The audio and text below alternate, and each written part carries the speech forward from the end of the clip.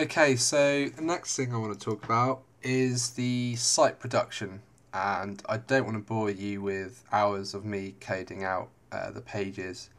So what I've done instead is I've finished the coding, and I'm just going to run through the sort of main elements.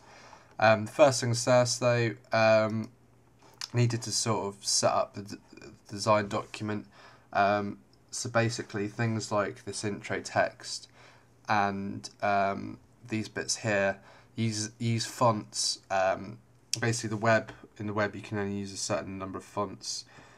Georgia, Times New Roman, Comic Sans, Tahoma, and Arial, because those are all sort of standard fonts which everyone's got on their computers.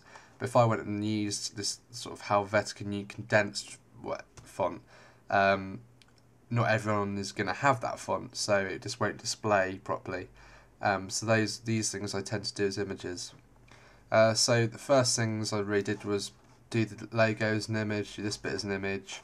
Also do these sort of headings as images, and set these main images up as well. So they're basically all ready to go, all exported and ready to be imported into the site. So I've built the site in Dreamweaver, and the site basically consists of two main areas. There's two main areas. There's the HTML page itself, which is where you really do the content of the site, and the style sheet, which is where you style the site. So the first thing I really do was look at my design and think, right, how am I gonna section this and put it together in HTML. So I went to the styles and set up styles here. The body is basically the main documents. Anything within the main document will adhere to this formatting unless specified otherwise. So you've got the background colour here, which is this sort of brown. The background image, basically along the top here, you can see there's a very soft and subtle sort of lightness there. So what I've done is this colour here sort of gradiates into that colour there. So I've literally taken a 1 pixel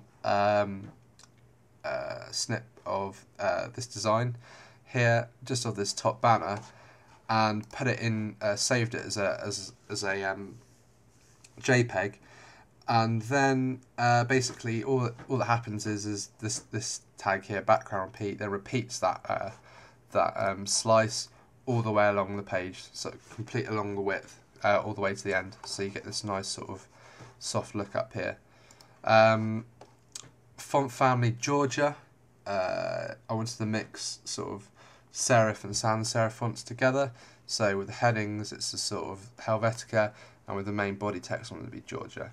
And I set it to 12 pixel font size, color #FFF, which is white. Text decoration none. Basically, that means if there's a link, it won't be underlined. It just tells it not to, and put the margin on 0 as well, which is for the top. So it starts basically from the top. This little bit here, image border none. Basically, in Firefox, when you do make an image a hyperlink, it will put a blue border around it. So I've just told it not to do that. And then these bits here, A, those are for hyperlinks, for text hyperlinks. So that basically says hyperlinks, text decoration none. So if there's a hyperlink, there's no text decoration on it unless I specified otherwise. Also in browsers, if there's a link in the text, it will often be in a blue or another brighter colour opposed from white. So again, I've set that to white. And the hover, that basically says anytime I hover over a link, there'll be an underline on it, under it. So that's the sort of main parts of the body. On the next video, I'm going to go on and talk about the site structure itself.